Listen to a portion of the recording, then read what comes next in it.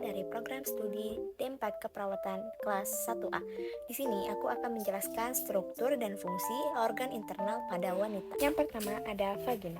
Vagina merupakan penghubung genitalia internal dan eksternal yang memiliki panjang dengan depan 6,5 cm dan belakang 9,5 cm.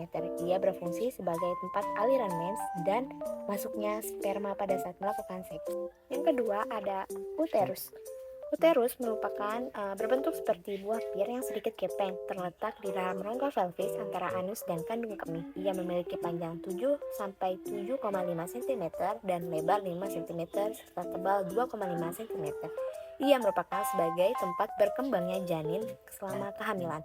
Ia terdiri dari endometrium yang merupakan jaringan epitel dan kelenjar yang banyak dan mengandung pembuluh darah berfungsi dipengaruhi oleh hormon steroid oleh ovarium. Lalu yang kedua ada myometrium, merupakan lapisan otot yang tersusun sedemikian rupa hingga mendorong pada saat persalinan. Dan yang ketiga ada perimetrium, itu merupakan lapisan luar yang melindungi rahim dan mengurangi gesekan rahim dengan otot panggul.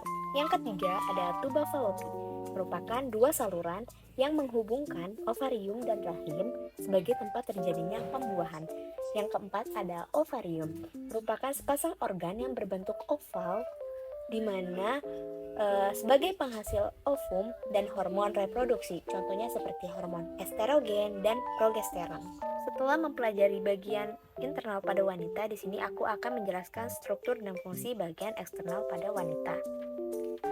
Yang pertama ada mons pubis, merupakan jaringan lemak subkutan yang berbentuk bulat yang lunak dan padat serta jaringan ikat di atas simfisis pubis, berfungsi untuk sensualitas dan melindungi simfisis pubis pada saat berhubungan seksual. Lalu yang kedua ada labia major, yang merupakan dua lipatan kulit panjang yang melengkung yang menutupi lemak dan jaringan ikat yang menyatu dengan mons pubis, memiliki panjang 7-8 cm dan lebar 2-3 cm serta memiliki tebal 1-1,5 cm.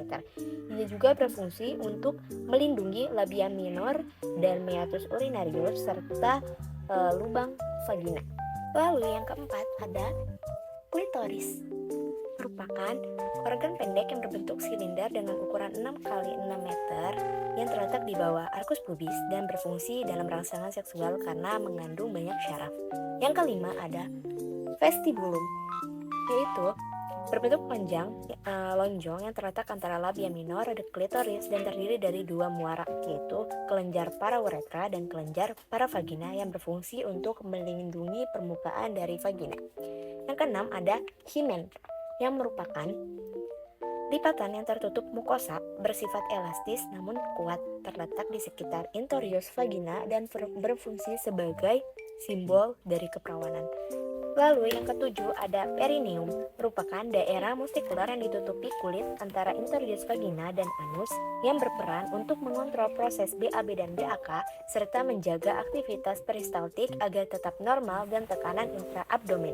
Lalu setelah mempelajari organ internal dan eksternal, ada beberapa hormon pada wanita. Yang pertama ada hormon estrogen, merupakan hormon yang diproduksi oleh ovarium, oleh kelenjar adrenal dan plasenta, berfungsi untuk meningkatkan pertumbuhan mamai dan berperan dalam keluarnya ASI ataupun mengatur mood. Yang kedua ada hormon progesteron yang berfungsi sebagai terhadap siklus mens dan ovulasi.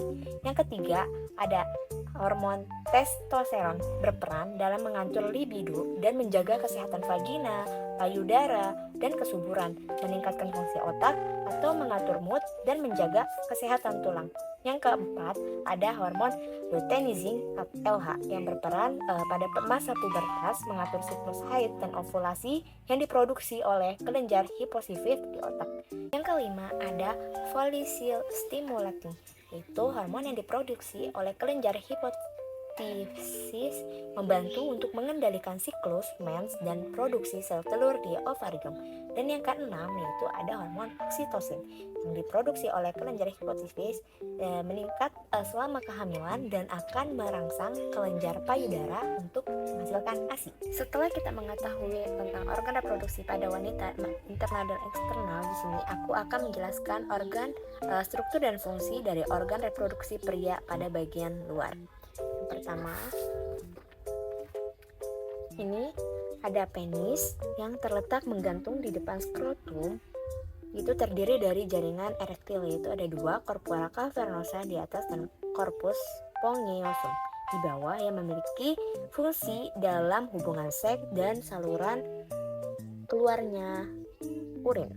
Yang kedua ada skrotum, merupakan kantong yang terdiri di atas kulit tanpa lemak, banyak mengandung pigmen yang berisi epididymis yang berfungsi untuk reproduksi sperma. Lalu yang ketiga ada glans, merupakan bagian ujung penis yang berbentuk topi yang berfungsi sebagai pekat terhadap rangsangan seks. Lalu di sini aku akan menjelaskan bagian reproduksi pria pada bagian dalam.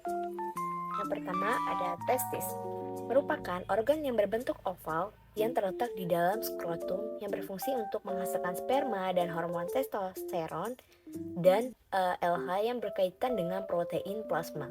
Lalu ada epididymis yang merupakan pipa panjang sepanjang 6 cm yang berfungsi untuk saluran penghantar testis dan mengatur sperma sebelum diejakulasi. Lalu yang ketiga ada ductus ejaculatori yang merupakan dua sisi garis tengah panjang 2 cm yang berfungsi menerima sperma. Lalu yang keempat ada vesika seminalis, merupakan dua ruangan tunus kemih dan rektum yang berbentuk piramid yang berfungsi untuk menghasilkan cairan yang disebut semen sebagai pelindung dari spermatozoa. Lalu yang kelima ada kelenjar prostat yang berfungsi untuk mengeluarkan alkali seperti susu yang berkontraksi pada saat dengan vas deferens. Lalu yang keenam ada kelenjar Cowper, merupakan terletak di antara kedua lapisan diafragma yang berfungsi untuk mensekresikan cairan yang berfungsi sebagai pelumas. Lalu yang terakhir ada uretra yang merupakan saluran kemih ataupun saluran ejakulasi dengan panjang 15-25 cm yang berfungsi untuk menjadi saluran urin untuk ejakulasi.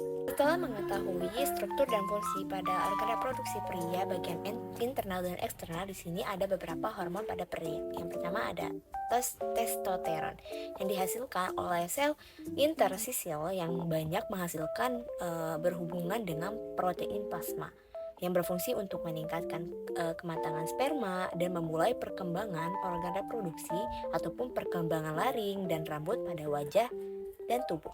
Yang kedua ada gonadotropin yang menghasilkan hormon LH dan FSH yang berfungsi untuk peningkatan pembentukan organ seks. Lalu yang ketiga ada hormon estrogen, dibentuk dari testosteron dan dirangsang oleh hormon perangsang tolikel yang memungkinkan sperma untuk menyekresi protein untuk meningkatkan testosteron dan estrogen. Hope you do.